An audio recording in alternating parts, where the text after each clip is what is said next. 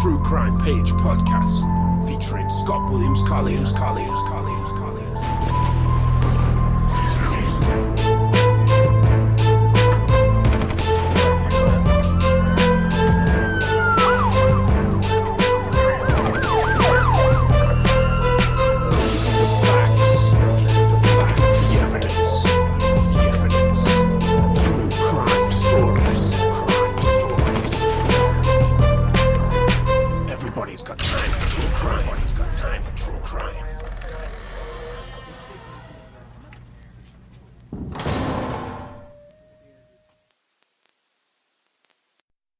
Welcome to the next edition of the True Crime Page podcast. Today, guys, we've got Chris Clark on again with us, and we're going to discuss a notorious unsolved series of murders that happened in the northwest of England.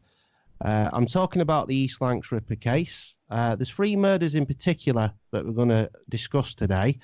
That is the murder of Linda Donaldson in 1988, the 1991 murder of Maria Requena, and the murder of Julie Finley in 1994. They all bear striking similarities in the MO used. They were all working girls who were picked up in urban areas, and then they were murdered somewhere and dumped in a rural area with their clothes removed. And they were also, dumped close to the East Lancashire Road. Now, Chris, I'd just like to ask you, first of all, your thoughts on the Linda Donaldson murder. She was last seen alive in Canning Street in Liverpool on the 18th of October, around 1:30 a.m. in the morning. She was seen approaching a dark car. That was the last time she was seen alive. Now, that afternoon, she was found naked in a ditch in Winick Lane in Lowton, a few miles from Leigh. I just wanted to know your opinion, first of all. What kind of killer are we dealing with here? Are we dealing with someone who's smart, organised, forensically aware, or would you say this is somebody who's disorganised? Yeah, for me, this is clearly indicative of a organised serial killer. Linda was abducted from the red light district from one force area and then dumped in a separate force area close, as you say, to Lowton. Mm-hmm. The deposition, the stripping of the body, the attack, it's all controlled. It's quite clear that Linda was attacked and murdered elsewhere and then dumped at the crime scene where she was found. Yeah, absolutely. Now, Linda was also horribly mutilated. She had 2 stab wounds to the back, which was believed to have killed her. She had 7 others around the body. Her breasts had been removed, and an attempt had been made to cut off her head. I just wanted to ask your opinion on why the killer would do something like that. Do you think it's for sexual gratification? Was it done in an attempt to conceal her identity? Or would you say it was done in an attempt to try and shock the public? Because at the time, there was a TV dramatisation of the Jack the Ripper murders starring Michael Caine. Do you think that he may have possibly done that deliberately to just scare and shock the public? My own thoughts are that there was a possibility that originally he was going to cut Linda Donaldson's body up, much like Christina Requena later, possibly disturbed before he could carry out that complete cutting up, and then the deposition in a frantic dumping to get her away from the area where she was actually murdered and cut up, or started to be cut up. I don't go along with the macabre side of it. The offender clearly is a very controlled individual. It's very similar to Becky Godden Edwards' murder, where she was actually murdered by Christopher Halliwell. She was cut up in a number of pieces, and then buried in a shallow grave in Eastleach in South Gloucestershire. For me, it's very similar type of mutilation, but it wasn't carried out to its full extent. Yeah, I'd have to agree with you on that one. Now, early that night, when the night that Linda Donaldson was abducted, a fellow prostitute and a friend of Linda's had told her about a man that she had bad vibes about, and she heard clanking coming from a bag that he was carrying, and she told him to go away and leave her alone. The man was described as being around about 5'11" tall, in his late 20s, and wearing a white polo neck sweater. Just wanted to ask, how significant do you think that piece of evidence is, and do you think that could potentially be the suspect in Linda's murder? For me personally, no. I think it's a red herring. It's quite clear that Linda was abducted by a man with a motor vehicle who would have had it in close proximity to her. Yeah. So a man on foot doesn't add up, and it continues that at the crime scene where she was dumped, a maroon Ford Granada Mark II was seen parked in the entrance of the field at 5:45 a.m., some 6 hours before the discovery of the body, and it was at the same spot an hour later. I think personally that would have been possibly a burial, again, probably due to the early morning traffic. There was too much movement, so she was just left. Mm-hmm. And I do believe the owner of that car was likely the suspect, because that person never came forward to give evidence. So I go along with what you're saying there, absolutely. Now, just over 2 years later, we've already mentioned her, the dismembered body of Maria Christina Requena, was found inside bin bags, stuffed inside a mattress cover at Pennington Flash Nature Reserve, just a short distance from Slag Lane car park. She was found on the 7th of January 1991. Now, this is reported incorrectly by the newspapers these days, and this is the problem with old cases. Some details seem to get lost over time. A lot of the papers say it was two children that found her. It was actually a father and a son that found her. They were fishing at the lake at the time. Now, we've already kind of really gone over this, but I just wanted to ask, why do you think her body was treated slightly differently? She had been strangled. That's the method that the way she'd been killed, but then she'd been dismembered. Do you think that the dismemberment, again, was it just easier for them to conceal and move the body by dismembering it?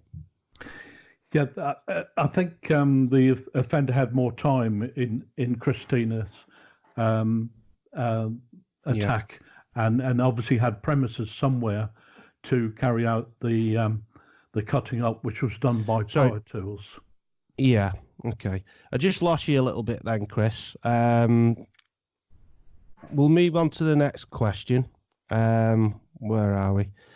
Now, there's an interesting piece of information which I actually saw on an old programme of Crime Watch UK. And that described several witnesses that evening, the night before Maria Requena's body being found at Pennington Flash. Several people witnessed a small van with two men inside acting very suspiciously. That kept backing in and driving out and turning the lights off when people were approaching.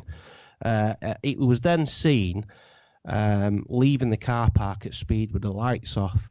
How significant do you think that piece of evidence is, and do you think it's possible that the killer had an accomplice? Again, in these sort of inquiries, you get a lot of information coming in, whereby people are carrying out sort of various deeds at night time. They could have been there for poaching. There could have been an illicit courting. It could be all sorts of reasons for it. For me, it doesn't add up to the controlled way in which Maria was murdered and cut up, and she would have been disposed in that fishing lake in the quiet hours when no one was about. That certainly the offender wouldn't draw attention to himself. Yeah. I do know there was another car that was spotted there later on that evening as well, so there's potential that that could have been the perpetrator. Now, in 1994, about 3.5 years later, Julie Finley was also a prostitute. Her naked body was found dumped in a carrot field just off the Rainford bypass. It's not far from the East Lancashire Road and several miles away from Leigh. She'd been abducted from Liverpool city centre like Linda Donaldson, and she'd been found naked in a carrot field with all her clothes and her belongings missing, and she'd been strangled like Maria Requena with no knife wounds or dismemberment, which had taken place. Why do you believe that her body had been treated slightly differently to the other two murders? She'd just been strangled, and there'd been, as far as we're aware, according to the police, there'd been no knife wounds or dismemberment taking place. Oh, well, the last sighting probably was about 12:30 on Saturday, the 6th of August, outside the Wheatsheaf Public House, which was only 50 yards from where her body was found the following day. An unknown man was attempting to force a young woman into a white transit van, and that to me is the significant thing, that it was a spontaneous attack and then a deposition, rather than in the case of the other two. She'd probably gone to the pub with the man, and then that then turned nasty. When he was ready to do what he wanted to do to her. So that's to me is why it's different to the other two. Yeah. And the police appealed to the owner of the white transit van, and it never transpired. Yeah. However, as we're aware, more recent information suggests Christopher Halliwell was actually living in Lowton, just a few miles away, and he actually did have a white transit van.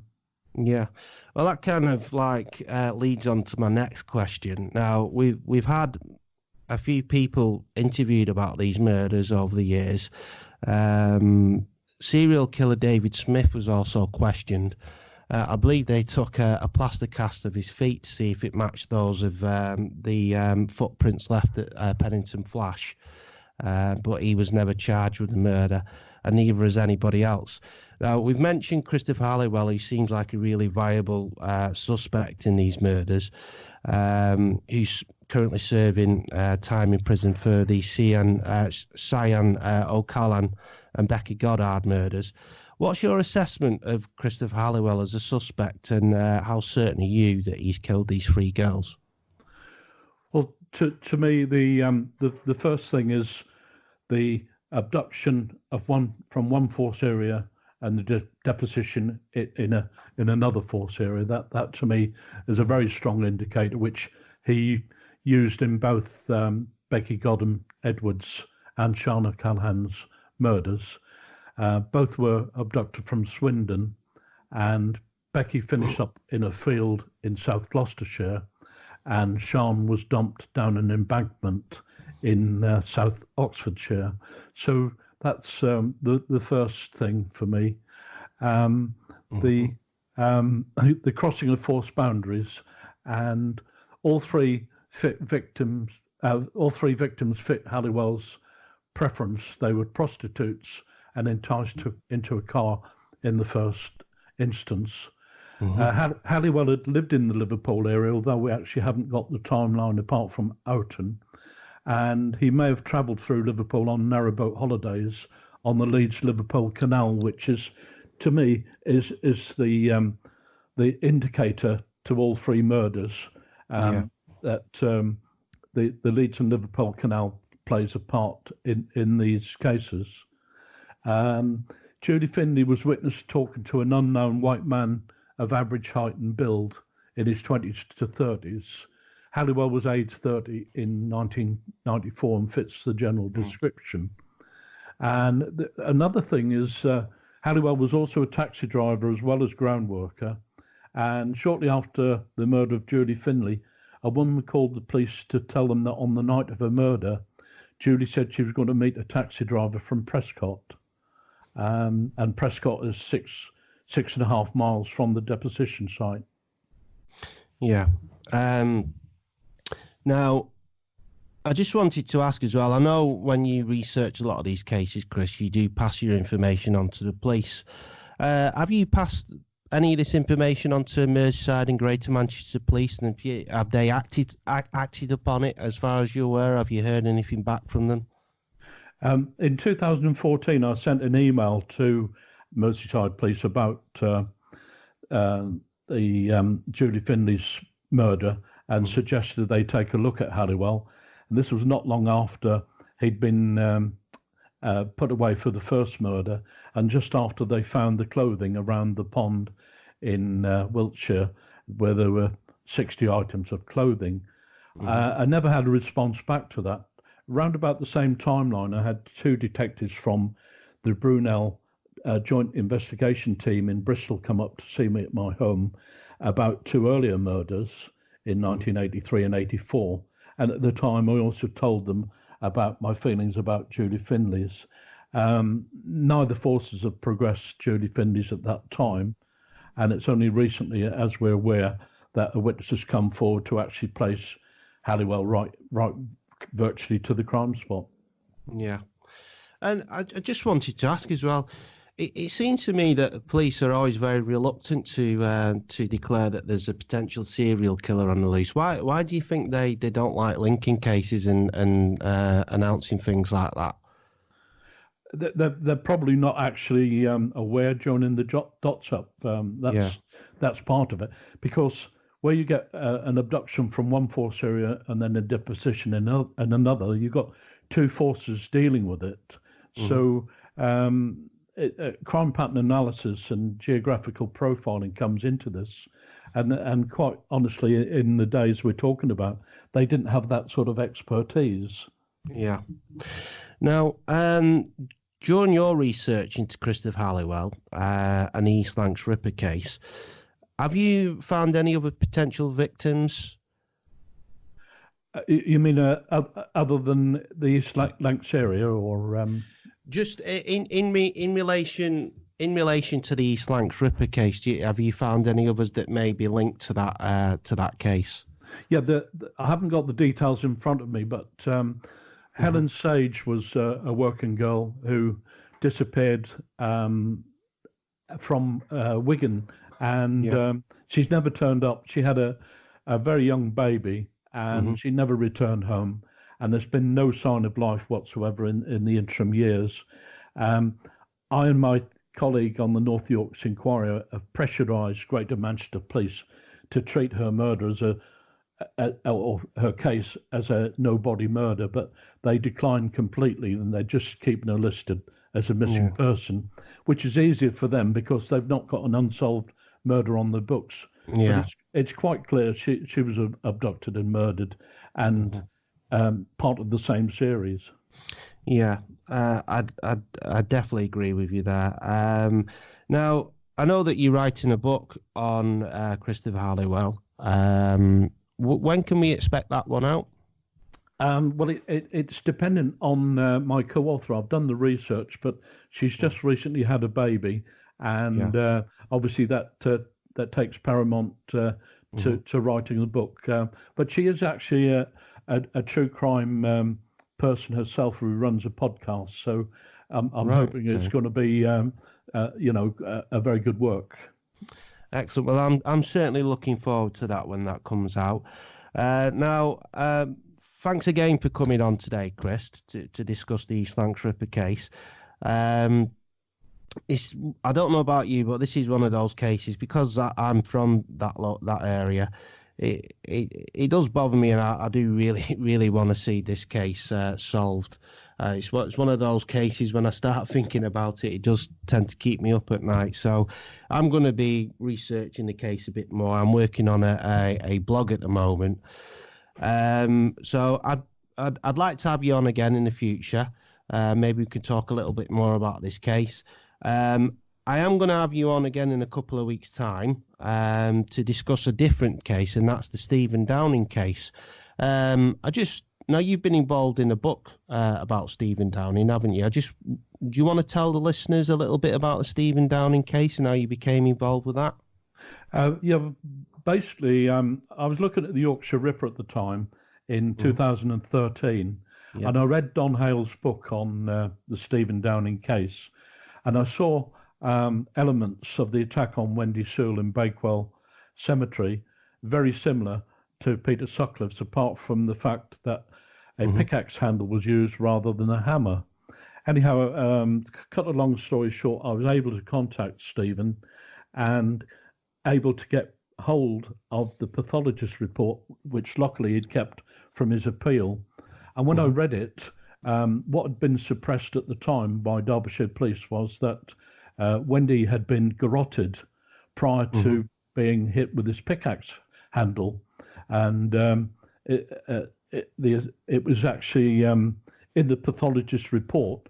But when it went to trial, his report was just read without him having to give evidence, and no one realised the situation. The defence didn't realise that was actually in the pathologist's report, so they were able to skate home with a guilty plea, or sorry, a guilty verdict, and kept Stephen in custody for 27 years. When it's quite clear that the man who murdered Wendy carried away the knotted rope with him. Peter Sutcliffe was actually convicted of an attempted murder and a murder in 1980, actually using a three-length knotted rope.